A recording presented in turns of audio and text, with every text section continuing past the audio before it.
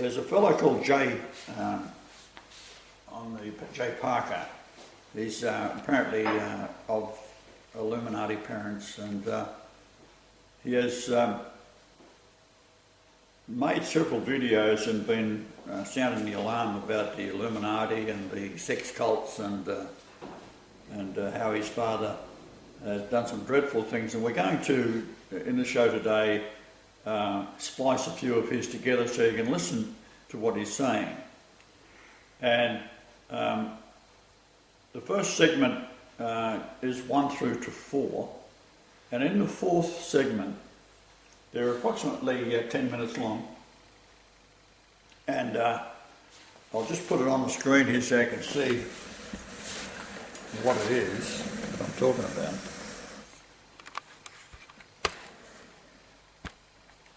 So there he is there. That's Jay Parker. Now, he was abused and traumatised as a child. His mother was a psychopath, and so was his father. Very wealthy family. And what he's saying was that these rumours that you hear about what's going on in the world of in America and how the psychopaths have taken over the world, it's true. And from a biblical standpoint, it is true because in the days of Noah, they will be drinking and marrying, and knowledge will be increased. So we're at that stage now. I've had a conversation over the email with a fellow I've known for years, Hank Dubois. And I've known him since I was about 12, and worked with him from the age of 16 onwards, and went to Africa with him. And he is, if he's not a Jew, he should be, because he has that Jewish mentality of it's all bullshit, it doesn't matter. Yet he's been around with myself. He has seen how I could, in gymnasiums, lift huge weights where people training for competition couldn't lift the same weights that I could lift without even thinking about it, right? And he asked me recently if I've still got the same strength, and I said yes, because my strength comes from asking angels. For example, if I had to lift a huge weight, which I've done in front of my stepfather when he came to Canada, I'll give an example of that and then tell you how it's done. I had this logging truck and the gearbox needed to be replacing out in the bush. So I bought this new gearbox, and it weighed about 800 pounds. And it was so heavy that when I pulled it off the back of the pickup truck, it bent the tailgate. And then it fell onto a piece of carpet that I'd laid out, and I dragged it under the truck, and I said to my stepfather, I'll lift it up and put it in position, and you put the bolts in and hold it up to the frame. He said, well, where's the crane? I said, I don't need a crane. So I got underneath the truck and dragged the carpet with the gearbox sitting on it, so that now I'm under the truck with this gearbox. And now the gearbox itself has got about a 2-inch spline or shaft that's got to go through the bell housing on the clutch. So it has to go through that. So because it's only my stepfather there, I pulled it up onto my chest and then lifted it up like so, and then slid it on. And he put the bolts in. Never said nothing. Years later, back in Australia, he was at a Christmas party, and I heard him talking to some of the relatives, and he said, I've never seen anything like it. He said he pulled this gearbox that weighed 800 pounds. He rolled it up onto his chest, then lifted it and slid it on while I put the bolts in. He said, I've never seen anything like that.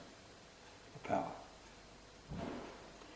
Now, when I was in Africa, I used to work with a lot of Africans, and we'd put up, going up towards the Congo border, we were putting in 17 miles of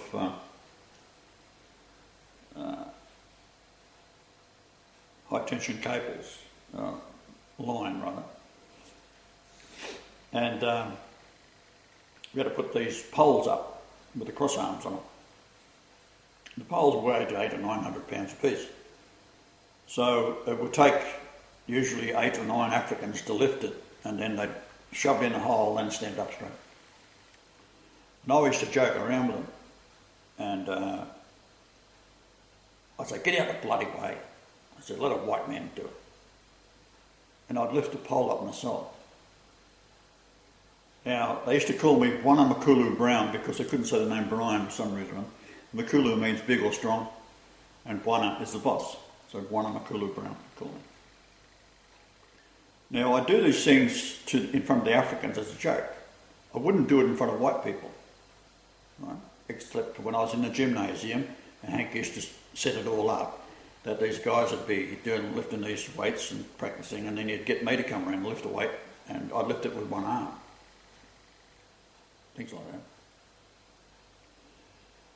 Now, as I said to my friend Hank, when he said, are you still able to do all these huge weights? And I said, oh yeah. I said, the secret is that I get the angels to do it. Because me being who I am, I just lift as what I can, and then the rest of it, if I lift, say, 100 pounds and the thing weighs 800, I'll say to the angels, will you lift a 7? And this is what happens. I can command the angels to do that. Now, getting back to Fiji is what I want to talk about. When we went to Fiji, the FBI agent that had come out from America, his name is Voorhees, and he'd been sent out to Australia by the FBI. Formerly, he was working for the Postal Service, and before that he worked for undercover agents for the FBI or drug enforcement, and he had a sort of a younger face, and we'd go into clubs and he'd get the deals set up for drugs, and then they'd make the bust and all that kind of thing. So he worked as an undercover agent. His password on the computer that I used one day was agent. Like how dumb is that? So he was the mail sorter for Obama. Right? Now it was either leading up to the election or after the election, but he was in that trusted position that he would sort through the mail that was addressed to Obama to see if there's anything in it, like any poisons or bombs or whatever the case may be. And then he sent out to me in Australia. The first night he's moved in with us, I hypnotised him. And how I did it was like this. He was telling me about himself. And when people start talking about themselves, it becomes a very interesting subject for them. And then you suddenly change the subject and then back to the subject. Right? So as he's talking about himself, and he was getting that sort of glazy-eyed look, talking about his story, he's done this and done that, I said, you were sent out by the FBI as a spy, wasn't you? And he said, yes. Now what happens? And then I continued on asking another question, which was complementary to what he was saying in the first place. And in that state of mind, because it's concentrating on making an impression, the mind thinks, did I say that or did I think it? Well, that's the whole idea. You don't indicate by his response that he actually said anything that was incriminating to himself. Okay, now, he goes over to Fiji of his own accord with his wife. And I had offered him that he could stay with us for as long as he wanted, and that when he ran out of money, not to worry about it, I'll support him, right? Because he's saying he's one of ours. So fine. So he goes over for a holiday to Fiji. While he's in Fiji, a lady sets up an appointment with another lady who is a broker for renting condominiums. So he rents this condominium. Now the condominium was on an area that had been reclaimed from the sea and by the Hilton Corporation and built a large resort plus these condominiums. The condominium at the time was number 107. Outside his front door was a large area of grass and a few coconut trees and a bit of a boat-out building, which is odd for a luxury resort. They don't usually have anything like that, but apparently what had happened, the local businessmen there would meet in a hall, and the hall, after they had been there, would be serviced by a fellow who I knew quite well, who was a native lad. He was a manager of the staff that did the clean-ups and the grounds and all that kind of thing. And this lady had gone in to do the clean-up after this hall had been used on that night before, on Tuesday night I think it was, and used once a month. And when she got in there, they had left and there was a box they didn't put away. And when she opened the box, there's a human skull and bones in it. Well, she freaked out, went and told this friend of mine who was the manager, and then he goes and have a look, and then he brings in the police. And the police and the army show up at the next meeting. And they were doing sacrifices. Now these people, the business people that were doing it, were Australian businessmen that were doing very, very well in Fiji. Like, it's a tourist attraction, of course, and they have these huge boats that go out on the reefs and scuba diving and you name it. Stores that sell various products, in particular for tourists. And the man who was in charge of the country at the time was Frank Bainimarama. And he had been raised in a Catholic school, although he was of another religion, but he's primarily raised in a Catholic school. And he had taken over in a military coup. The people that were arrested, those the Australians, were told that they had to leave the country within 24 hours. Of course, it never happened. It just looked good for the newspapers. The natives, on the other hand, took vengeance and burnt the place down, and that's what left all this rubble where we were. Now, the land had been reclaimed from the sea where this was built, but the location was directly opposite where we were staying in 107. When you measure to the equator, I think it was 1228 miles, and that is the word devil. So they had strategically placed this building that would indicate the word devil. All right. Now, the Voorhees is an age difference between the two. And the age difference in days is devil. So you can say this. They're dealing with a man that's walking around saying he's God in the flesh. Right? And prove it absolutely. They're not going to send out someone that is going to be looking like an agent. They're going to send someone out with a baby face, but an idiot, just the same. Not even smart enough to, when I used his computer for something I had to do, when the password to get into it was agent. Like hello. Now, we had contacted the local newspaper in Fiji, and we're in Nandi on the other side of the island, 150 miles away. And we were asked to come down and do the interview because we had told him via this native fellow, who was one of the editor-in-chief, what our story was, and what we could cure and what we were doing, and the cure for diabetes and this type of thing. Now, when you're dealing with natives, you're dealing with a strong potential for being stabbed in the back, because the natives have a very strong bond of family and witchcraft and all sorts of strange things. So basically, we were invited down to do a story, and the newspaper had been was previously owned by Rupert Murdoch and had been sold to a man called Patel, who was the richest man.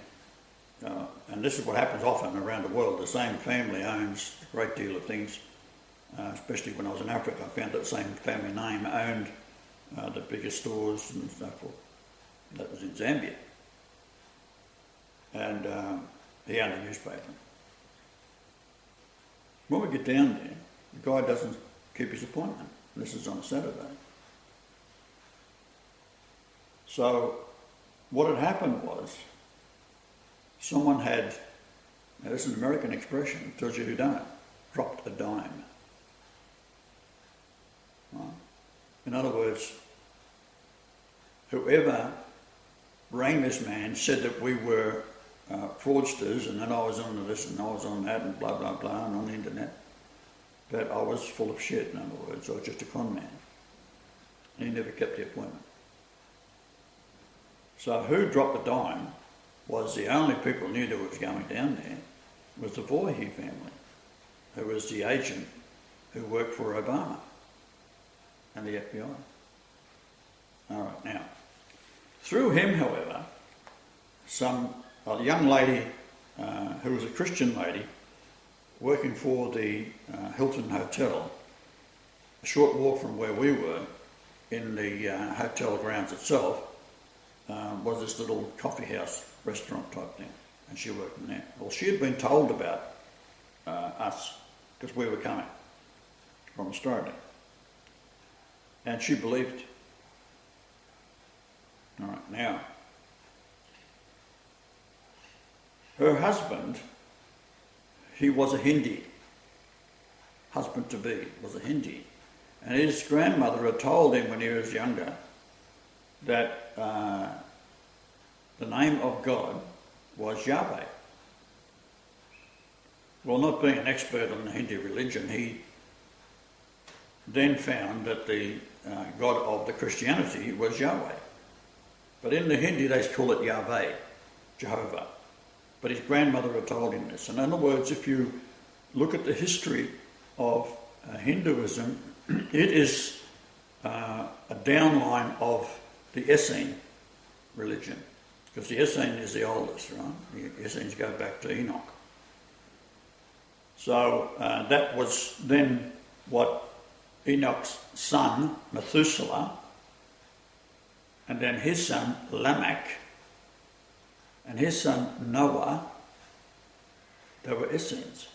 So that the three sons and the daughters that come off, and their wives that come off the ark, were Essene, with one traitor, Ham. Right? So the destruction of the earth was to rid the world of the sons of darkness that had mated with the women that were the giants of those days. Now, before the flood, there were very big people, because the centre of the earth, there's a iron core that rotates, right? And it's fed from another realm, from the heavenly realm. So as the time was approaching that the men who had mated the angels, the fallen angels, they are man-like. If you've met one, and many of you may have met angels, and you don't even know, because they are just like human beings.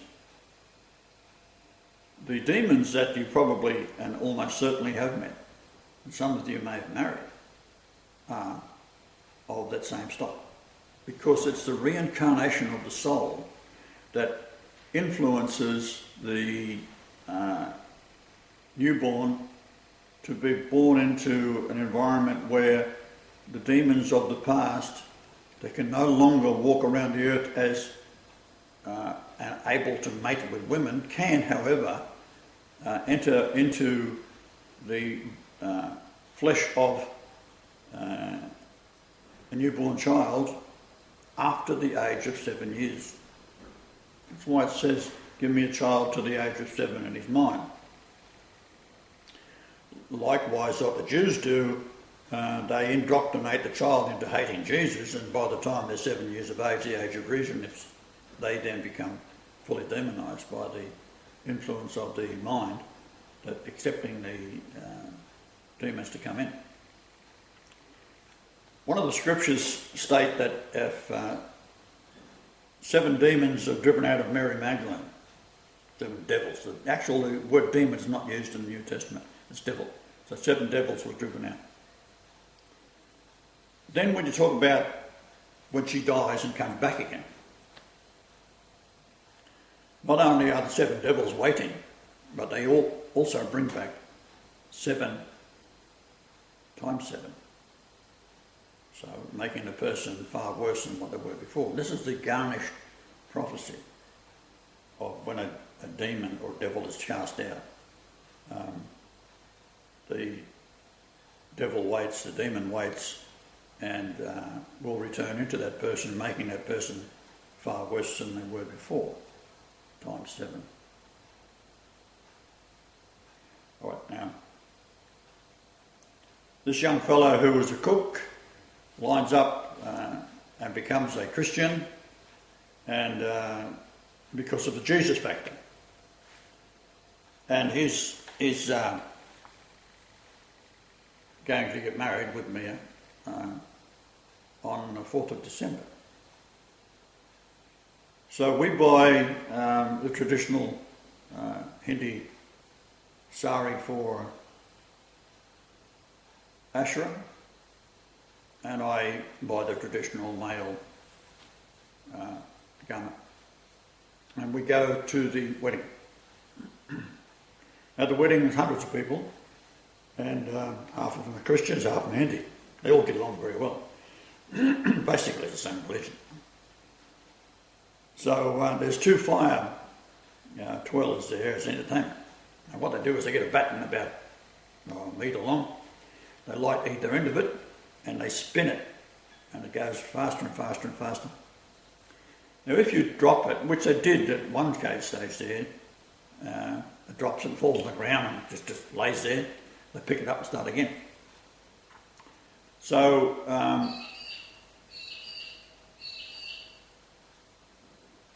the wedding party is sitting over a good 50 feet away, let's say 15 metres away from the entertainment. And we're sitting looking straight at the entertainment, and there's the wedding party off to the left. And the bride is sitting in a white garment, traditional Christian wedding dress.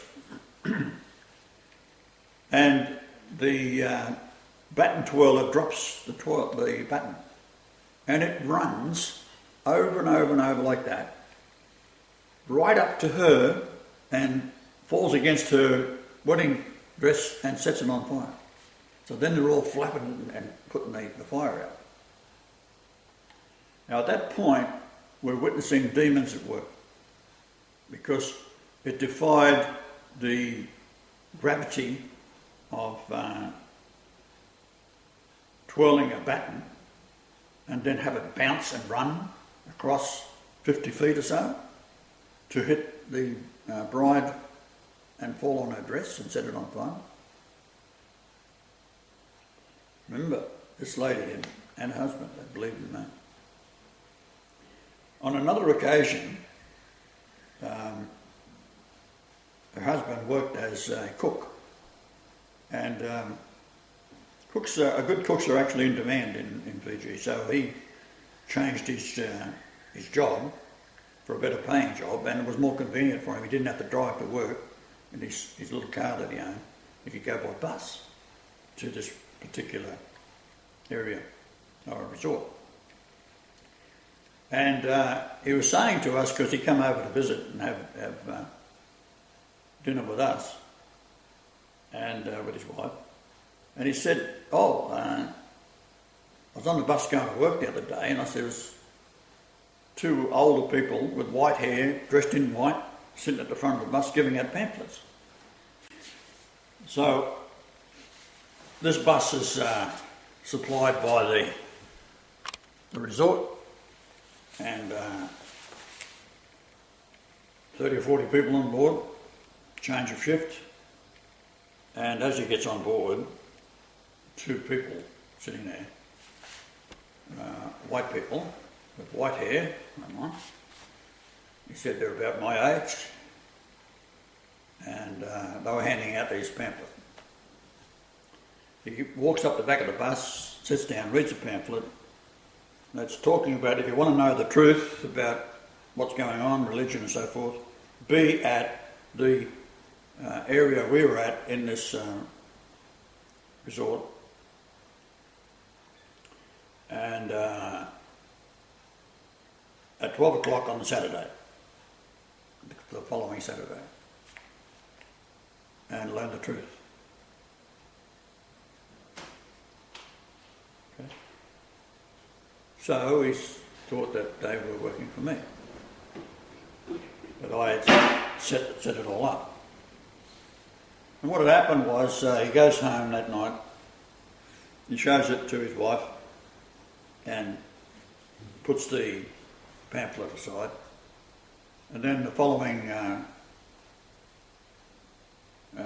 week they're coming over to our place for dinner. And while there, they tell us about what happened. I said, well, it wasn't me who done it, it wasn't us who set it up. I said, they were angels. Right? Now, Fiji is a place where 35 years ago they were still eating each other. And it was actually known as the Cannibal Islands at one stage. So the demons, if you like, are still in full force there.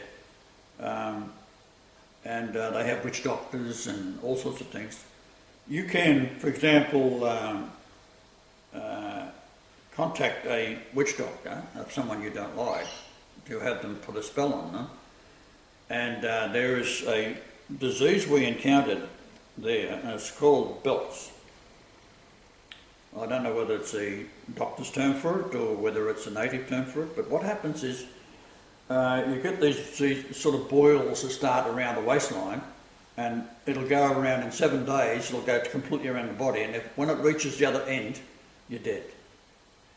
Right? So we come up with a cure for it. And in fact, where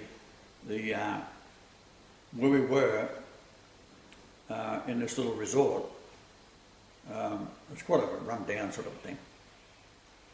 And we had hundreds of people coming there to get the cures for diabetes. So much so that the management told us that we have to stop doing it. But in the meantime, the churches, there's one small church that had been 222 members, and was in the grounds of this house that was owned by this family that had been built by an old-timer 105 some odd years ago. And he was a grandfather or great-grandfather of the people that owned it. And he said, now, this particular building has to be in the family forever, because from there, the news that Christ has come will go out from that household. So what it was is two large poles, or one large pole, I forget.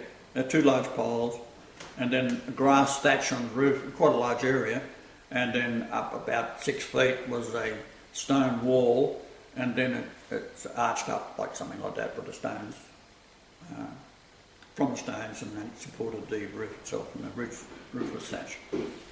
And the photograph of the old man was there, and this is where we got the story from it. And the lady that was married to the grandson, who was staying in the family, he and his sister were the remaining owners of that property. And the sister was a very educated woman, and she had married into a Catholic family, and they were very wealthy. And so Stephen, her husband, her brother, and his wife lived in the building. Beside that, they have a kitchen.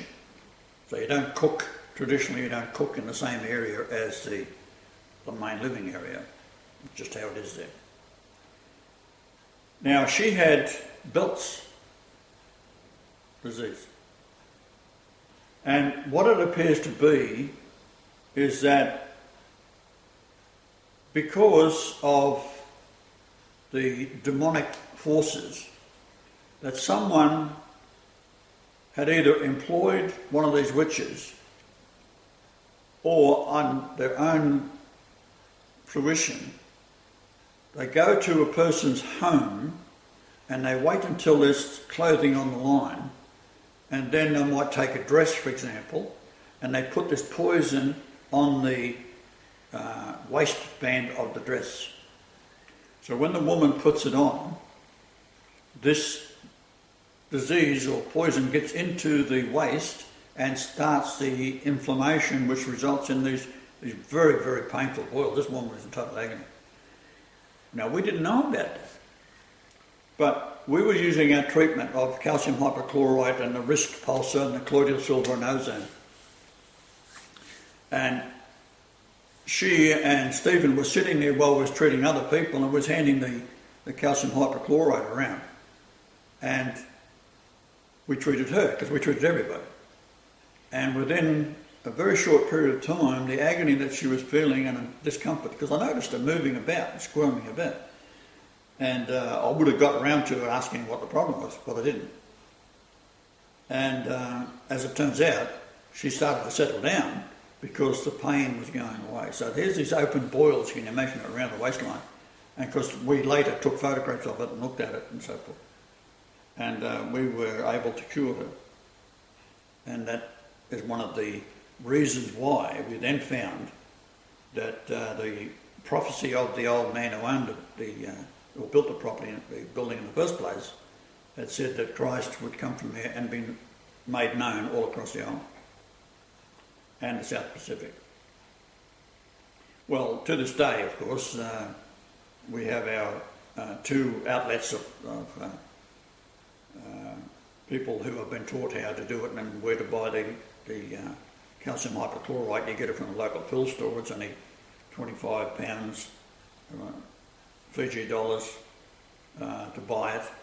It's quite cheap in the sense if there's enough to treat 1,000 people or more. So this is the story where it got to that point. Now, with the Hindi tradition, they predicted 4,500 years ago by the Vedas. Now, the Vedas means angels, so the Vedas were given to the people by the angels, which were the same as the Essenes, the healers. The Essenes are healers. And what that primarily meant was that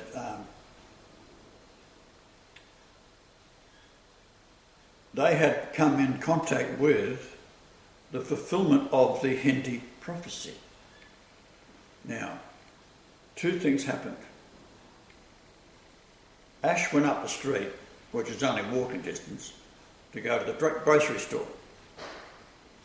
We had observed that the grocery store had conveniently at the right height where a woman could reach and grab a large container of cooking oil and pull it straight into the basket, into the shopping trolley. So it's at the right height. Same with cigarettes, very, very cheap. Turns out the cooking oil, whether it be canola or soy in particular, soy is the abominable bean. It's one of the worst GMO products you can possibly imagine.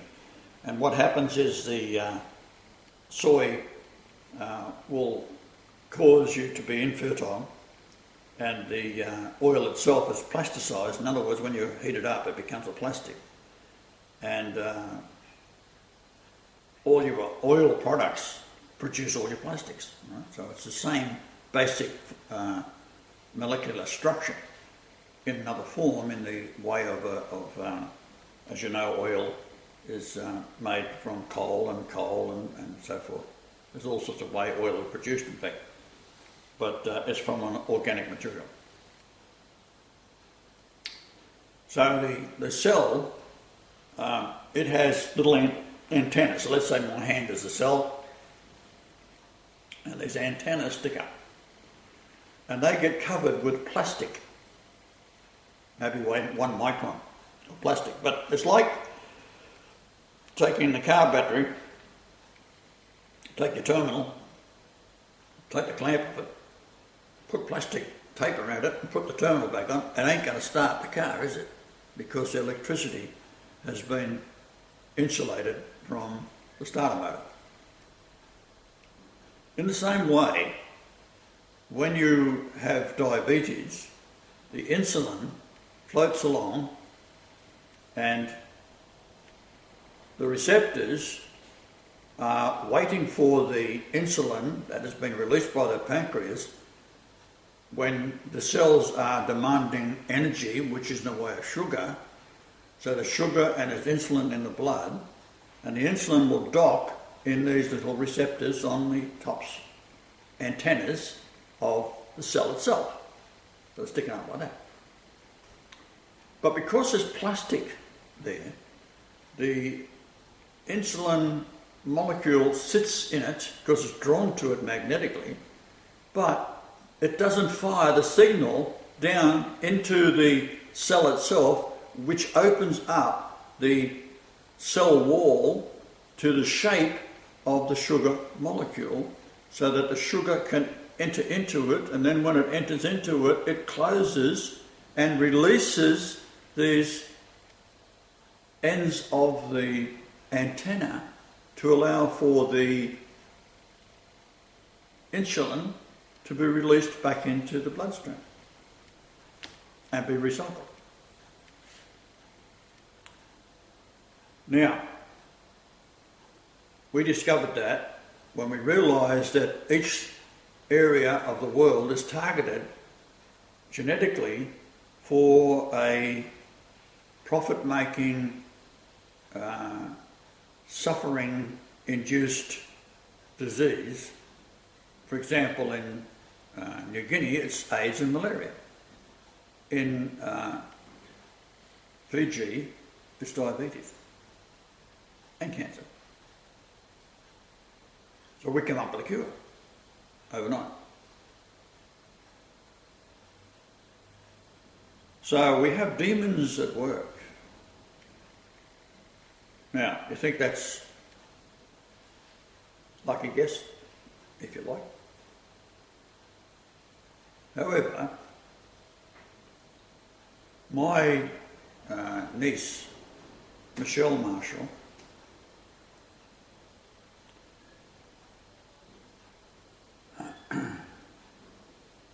there's two stories with her, and then I'll get back to Fiji again.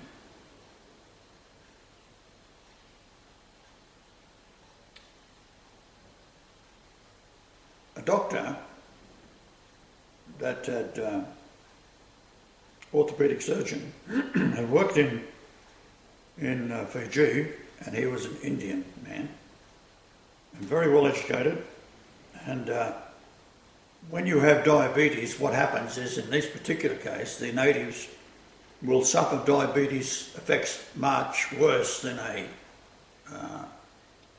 European.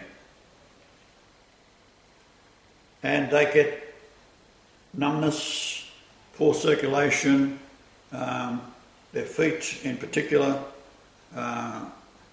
will develop sores. They can't walk on them. So the surgeon will chop them off, and they call it the chop. There's also blindness associated with it, so there's numbness, blindness, sores, and your limbs have to be cut off, the lower limbs in particular. So many people there have lost their limbs. The man who was doing it immigrated to Australia and ends up being the fiancé today of my niece, Michelle Marshall. So we'd go there after he had left, and because to go into Australia, what they have to do is go and work in the outlying areas before they can move into the cities. And he did that and then moved into the city where he was offered a job by Jews. He was paid $500,000 and for a contract to work for the Jews in Melbourne. Now, the big money is in medication in Australia because it's all paid for by the government. And the pharmaceutical industry is like $7 billion a year out of the taxpayers for a small country that have the drugs that come in primarily from America. And of course, you've got your drug industry, you've got your sickness industry, you've got your straw man industry. So they want you to get sick slowly, pharmaceuticals, and then finally you die and the straw man kicks in. So the birth certificate that has been sold when you were a newborn baby, you never get the original birth certificate, you get a copy of it, and that's been sold and you have been declared a straw man. If you want the book on it, go to lulu.com, there's a free download there, or you can buy the book and they'll deliver it to you for $24, $25 or something like that. It's called The Straw Man Burneth, and you just look for lulu.com, Brian Leonard Golightly Marshall, The Straw Man Burneth, and put a lulu.com, and if you like, it'll find it. And there's several books there that I put up there as a sort of a means for distracting away from what I was actually doing, because in the book you'll also get a great deal of information on why I'm Christ, pyramid and etc. and genetics.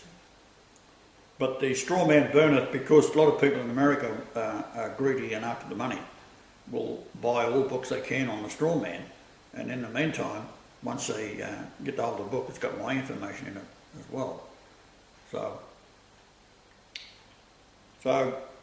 at a dinner with my niece and her fiancé, I was telling him about how we cured all the diabetes and AIDS,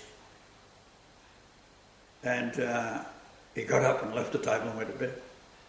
Never mentioned it, because he was a man that was in Fiji that had cut off the legs and feet of hundreds of people. And here it is, he calls me, he says to me, I'm his uncle, right? That's what he refers to me, I'm his uncle. Uncle Brian, he calls me. Because that's the family, he's joined the family. But he didn't realise until we was talking at the dinner that what I could do. He also knew I was Christ, but he didn't want to sort of talk about that. Because that's sort of on the sort of the black sheep of the family, on the bit odd. You know. Only Lily, and I should go on to the story about Lily, who was the eldest daughter of Michelle.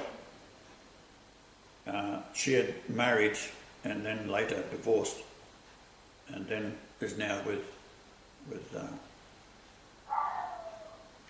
Raj, her fiancé.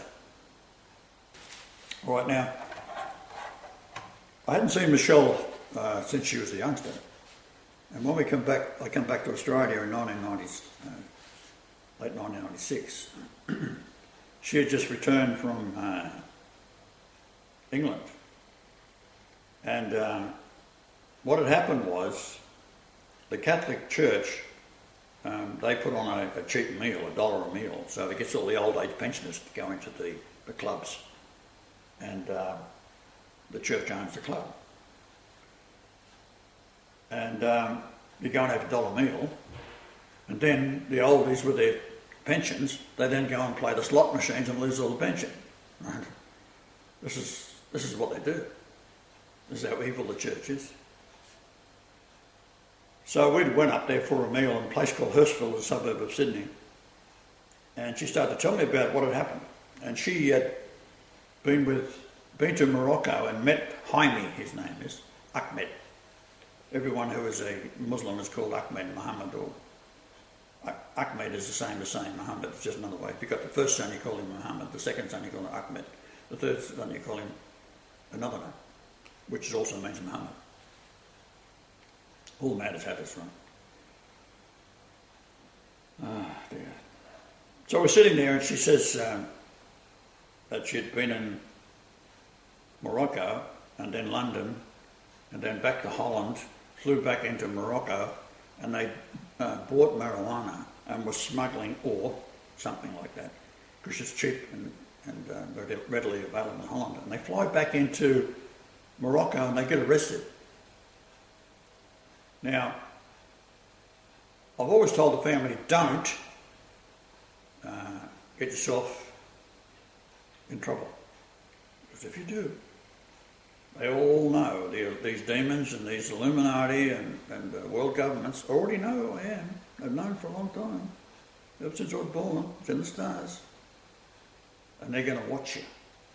So what happens? They smuggle dope into the place where it's manufactured, right?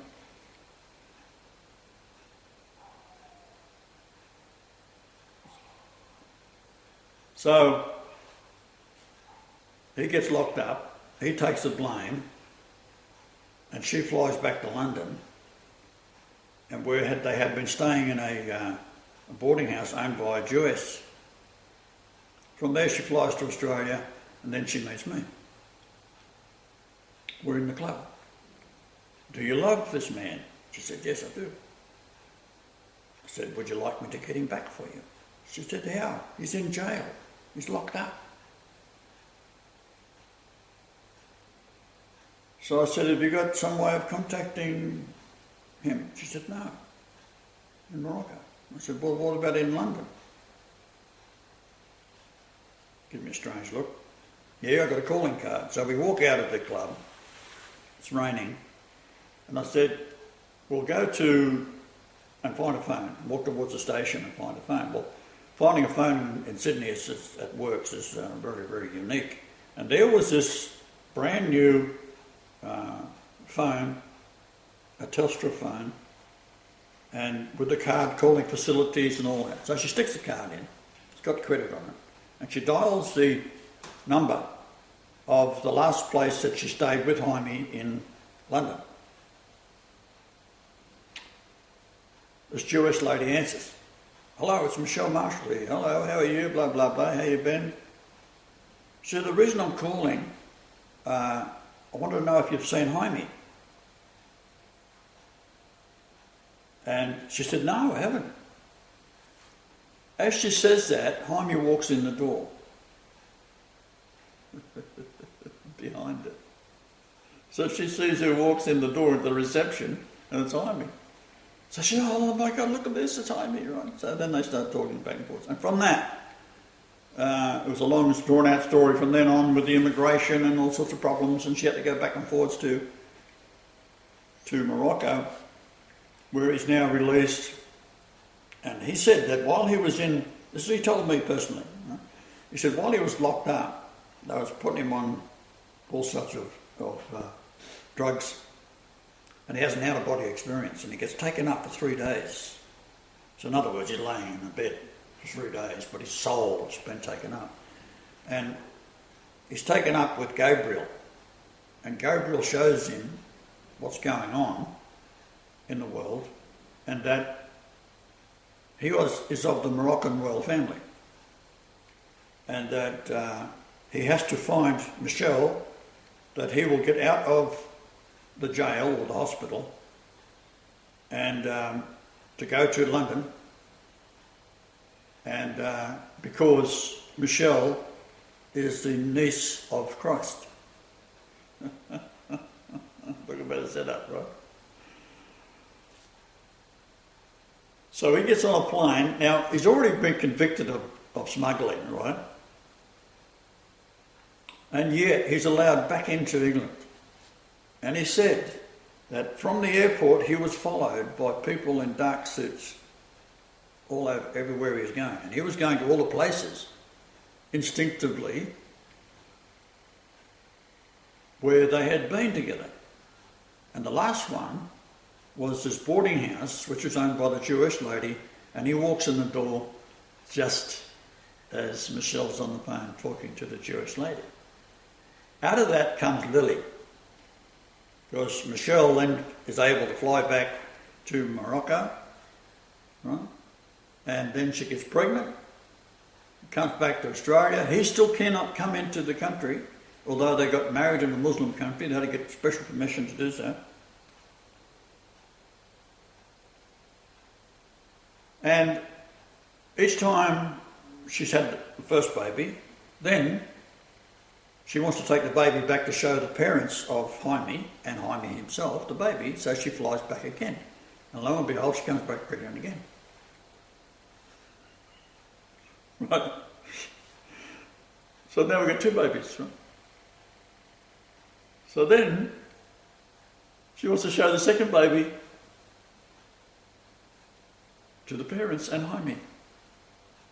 So next time they're going back over, Stephen, my nephew, which I said to him, do not, under any circumstances, do anything illegal.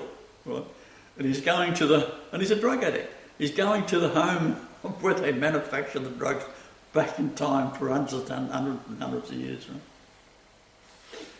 So it was Stephen and his sister Michelle, the two babies, and Michelle's mother, Joan. Now, Joan is 9.42 years older than I, and that's how many times the word Jesus is found in the New Testament. Also, how many verses in First Chronicles, and it all fits together, right? But they're all too stupid. I'm going a bit of a roundabout circle, aren't I? They fly over there. She comes back again. Stephen goes on to England or Holland or somewhere like that. And she's pregnant again, right? Three babies, right? The only one that makes any sense in the entire family is Lily, the first baby. And I've said to her, under no circumstances, I said, now, I'm telling you, I got you here from heaven, right?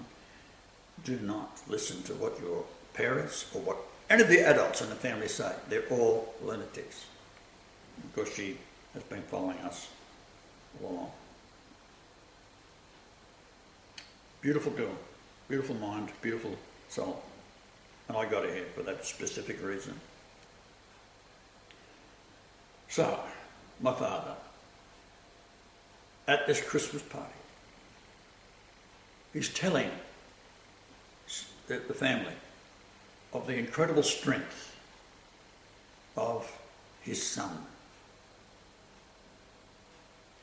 And how I lifted this gearbox up on this truck and slid it, 800 pounds weight, slid it onto the spline. And the reason I can do that sort of thing, because the angels do it for me. Right? That's the whole point. I can lift 12 tons if I have to. I'll lift 100 pounds and then lift the rest. All the great monuments around the world are 8,000 tons or more. Angels did it. These are the people that were around when the fallen angels were on the earth, mating with the women. They were the good angels on the earth as well. Not mating with the women, loyal to God. At the time of Methuselah and Enoch and Lamech and Noah. You see where I'm going with this? So we go full circle.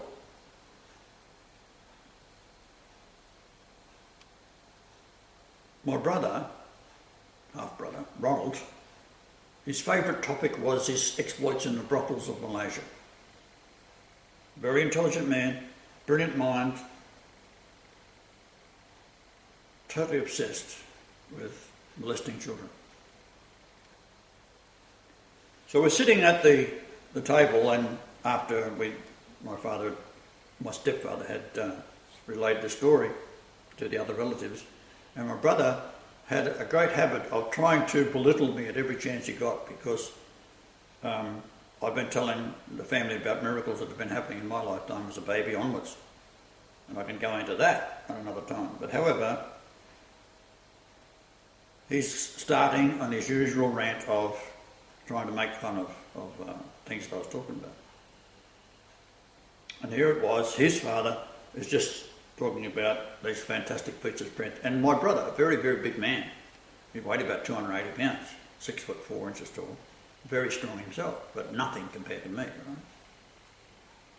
So he's sitting there and he's trying to belittle me again.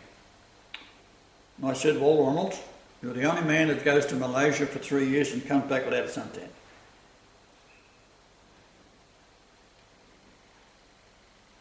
So someone says, why? I said, well, he's spent all his daylight hours in a brothel, which is true.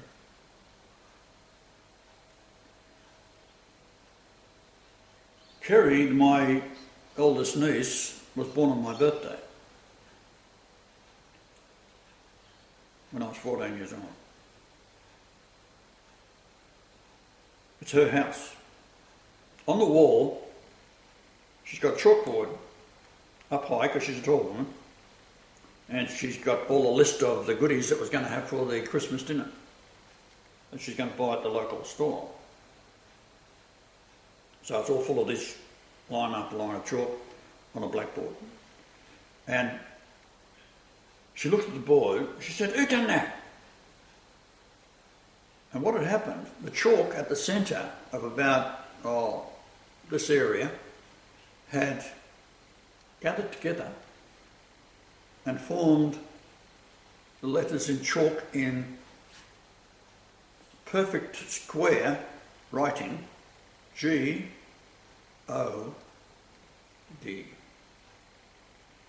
It was as if it was done by a stencil of some sort. It was perfect. So then there's a big discussion, what's going on? Now, I've been telling the family I'm God all along, right? So they don't believe it, of course, because they're all demonized. Different type of demon that you get in Fiji and New Guinea. So, all the family, without saying a word, got up and left. Not a word, just streamed out. Witness to that, of course, would be Michelle and my niece and the other, her older sister.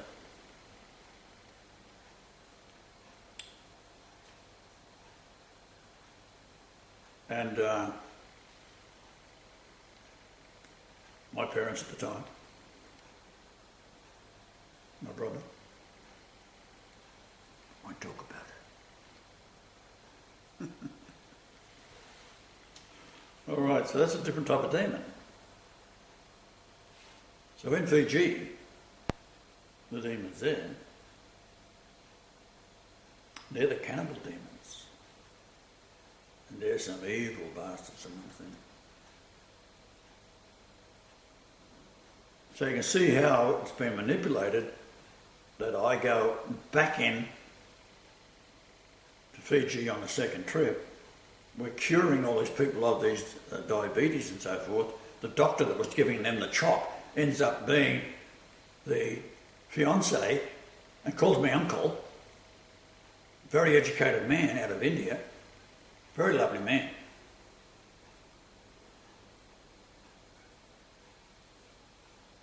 And I'm the one that goes there and cures it. And yet, he is himself of the Hindi faith. Now, the Hindi guard on the resort that we were staying at, Raj, he's told by an angel to come down and visit us.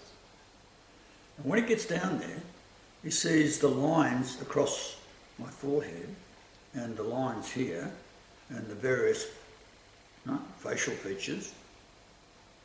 And he studies me for 2 or 3 days, and then he finally concludes that he has to tell me what it's about the angels, or tell us, Ash and I, about the angels, and what it all means. And he said that I am Kali. Now, when you see the video, which I'll just show you on, if you're going to watch this on YouTube as well, we'll get it kicked off here. And this fellow,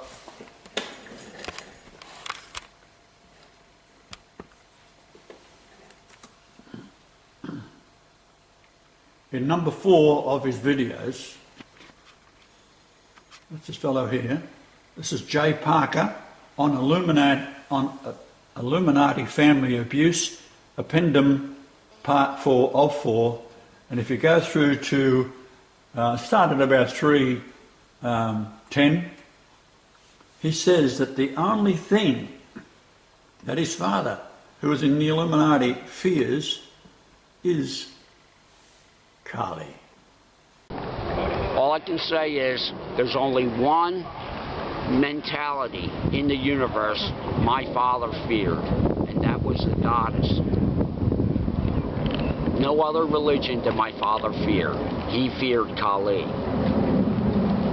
My parents knew that this was a consciousness holodeck, that's being run, at least on Earth, by negative entities. But that's all they are, entities. They need your cooperation in order to fulfill their dark agenda. Basically, all I have to say is walk away and form a new, fair society. There's nothing in this for you.